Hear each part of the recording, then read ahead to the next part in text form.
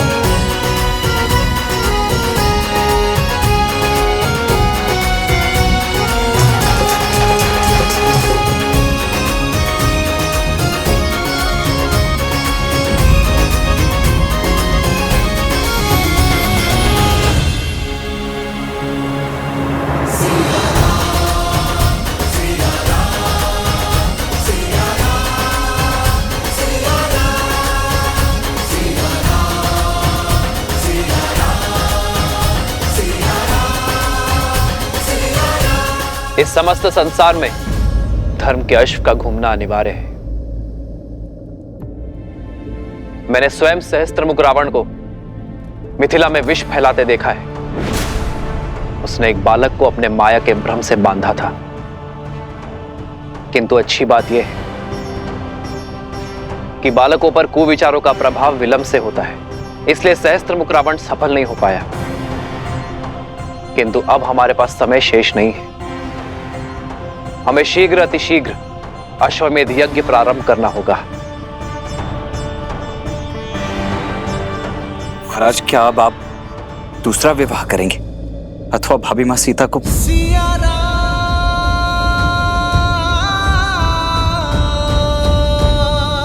तो अब आगे के लिए क्या आज्ञा है महाराज? क्या इस यज्ञ से पूर्व महाराज के दूसरे विवाह का आयोजन करना होगा?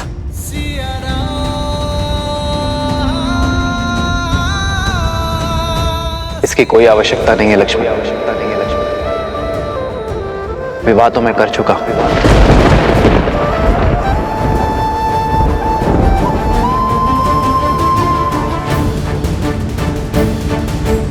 7 दिन के पश्चात मैं प्रजा के सामने अपनी पत्नी के साथ उपस्थित हो जाऊंगा।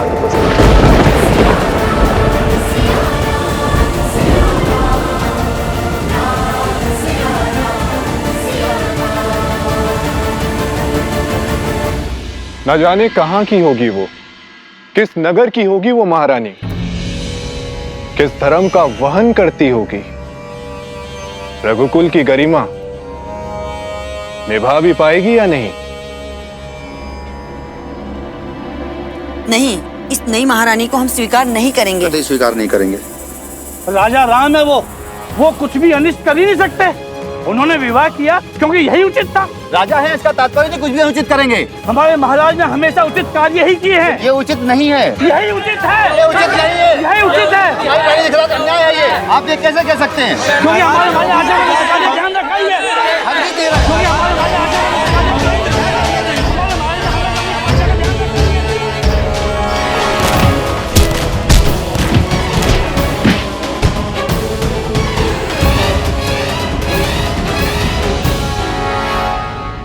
माता, वैसे भी उचित ही हुआ। महारानी सीता के बिना श्री राम तो अधूरे हैं। जब हम मिलेंगे तब माता सीता भी होंगी श्री राम के साथ। और तब तक के लिए श्री राम की भेंट है ना हमारे पास।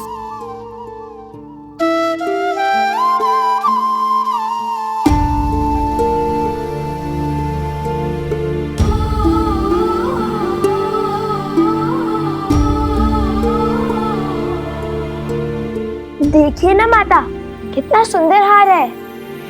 राम सिया राम सिया राम सिया राम, राम सिया राम सिया राम, राम सिया राम सिया राम सिया राम, राम सिया राम सिया।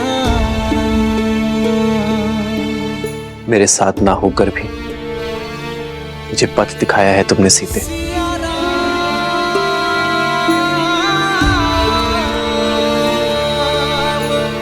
प्रभु, आप जो करेंगे वो उचित ही होगा, किंतु प्रजा में जो ये तर्क वितर्क चल रहा है, इसे रोकने का मार्ग अवश्य ही खोजना होगा।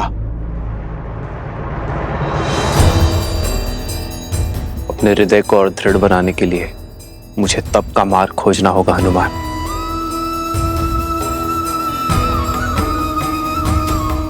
जब तक मैं इस कक्ष में हूं, मेरे एकांत में कोई बाधा ना डाले हनुमान।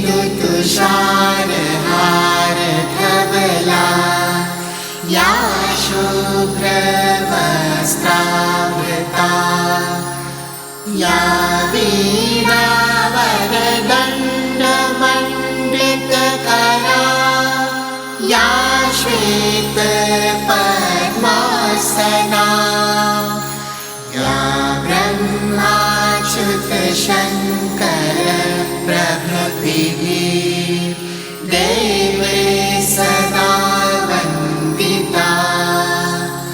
सा मां पातु सरस्वती भगवती निशेषजाड्यापहा निशेषजाड्यापहा निशेषजाड्यापहा।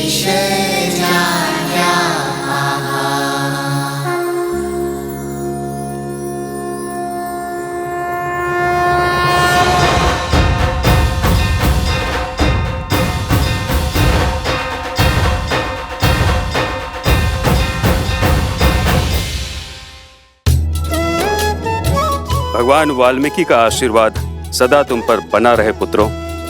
उठो। गुरुदेव, आज सरस्वती माता की पूजा क्यों?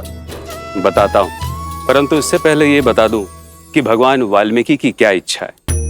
पुत्रों, तुमने मिथिला में अपने शौर्य का परचम लहराया, किंतु अब भगवान वाल्मीकि कुछ और चाहते हैं। उनका आदेश धनुष बाण का त्याग कर हाथ में वीणा उठाने का है, क्योंकि संपूर्ण व्यक्तित्व वो होता है जिसमें केवल बल और बुद्धि ही नहीं, कला भी सम्मिलित हो। और कला के बिना प्रभु भी पशु हैं। कला तो रावण के पास भी थी। बल, बुद्धि, कला और धर्म, ये चार स्तंभ से व्यक्ति का व्यक्तित्व बनता है। रावण के पास बल, बुद्धि और कला तो थी, किंतु धर्म नहीं था। और वो धर्म क्या है गुरुवर? उस धर्म को भी जान जाओगे जब अपने अगले प्रवास से लौटोगे। कहाँ का प्रवास? अयोध्या।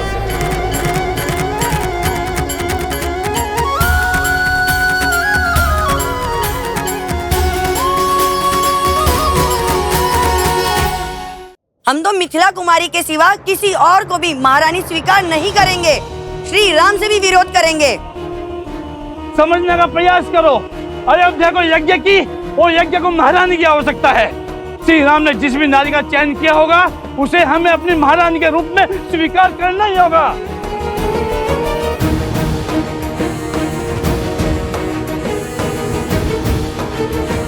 कौशल राज राजा रामचंद्र की जय।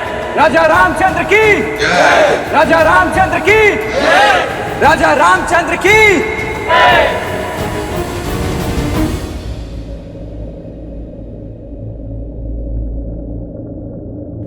राज्य यज्ञ के बिना अधूरा है और राजा रानी के बिना अपूर्ण है। इसलिए मैंने अपनी प्रिय पत्नी के शोक को त्याग कर इस राज्य को धर्म से सबल करने का निर्णय लिया है। राजा रामचंद्र की जय। राजा रामचंद्र की जय। राजा रामचंद्र की जय। नहीं, अयोध्या की महारानी के रूप में मिथिला कुमारी के सिवा और किसी को स्वीकार नहीं करेंगे। महारानी सीता ही है। महारानी का स्थान हम किसी और को नहीं लेने देंगे। हाँ, तुम बिल्कुल ठीक कह रही हो। हमारी महारानी देवी सीता ही हो सकती हैं। हाँ हाँ, सीता ही हो सकती हैं। महारानी सीता की, महारानी सीता की, महारानी सीता की, महारानी सीता की।